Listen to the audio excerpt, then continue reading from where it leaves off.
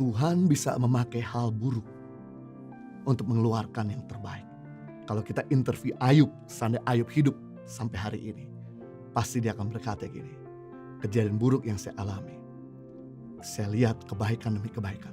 Saya percaya masa pandemik, mungkin sebagian besar orang berkata buruk, tapi sesungguhnya dialah ahlinya untuk mengeluarkan yang terbaik.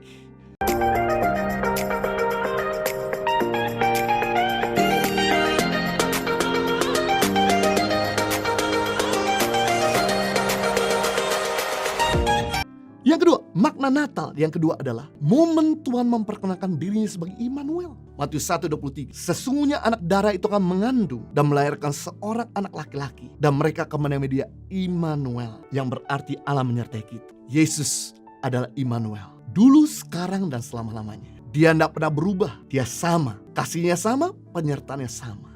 Sadarilah bahwa COVID bukan bikinan Tuhan, tapi Tuhan bisa menunggangi pandemik ini untuk menyatakan kebaikannya. Tuhan ahlinya mengeluarkan yang baik dari setiap hal buruk. Dia jagonya. Yusuf mengalami hal buruk yang dahsyat. Dibuang oleh kakaknya di sumur kering, dijual oleh kakak-kakaknya di pasar budak, bahkan juga dihianati oleh keluarga Potifar, dipenjarakan, bahkan dilupakan perbuatan dan jasa Yusuf.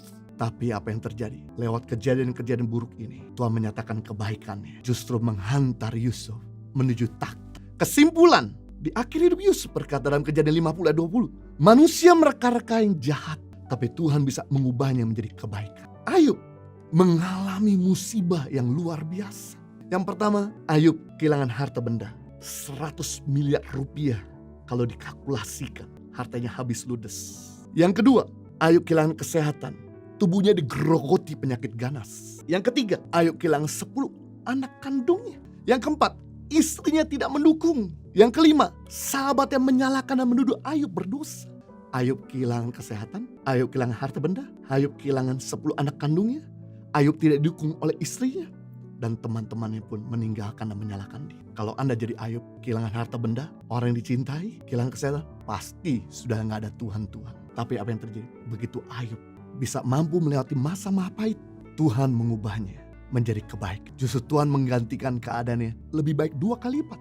Dulu Ayub punya anak 7 laki-laki biasa-biasa, 3 anak perempuan biasa-biasa. Tuhan gantikan memiliki 7 anak laki-laki paling ganteng sedunia dan 3 anak perempuan paling cantik sedunia. Dulu Ayub punya 7.000 domba. Begitu dia bisa melewati masa pahit, Tuhan gantikan jadi 14.000 domba. Dulu Ayub punya 3.000 onta. Begitu dia bisa melewati masa pahit, Tuhan gantikan jadi 6.000 onta. Dulu Ayub punya 500 sapi. Begitu dia bisa melewati masa pahit, Tuhan gantikan jadi 1.000 sapi. Dulu Ayub punya 500 keledai.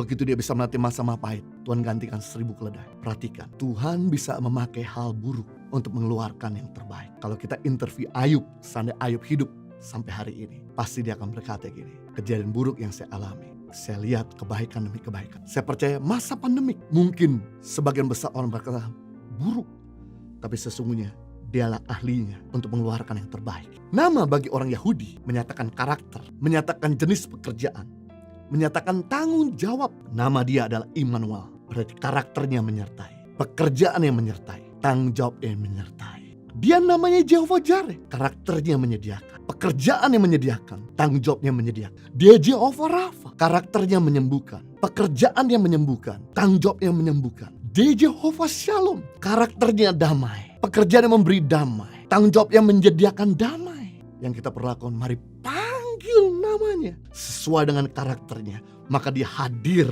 untuk menyatakan apa yang kita butuhkan. Doa ada sarana komunikasi untuk menerima anugerahnya. Karena doa lama sikap hati, aku gak bisa tanpa Tuhan. Tidak berdoa lama sikap hati, aku bisa tanpa Tuhan. Dengan kita berdoa, maka kita mengecap banyak tangan Tuhan. Dengan kita gak pernah berdoa, kita gak pernah mengecap tangan Tuhan.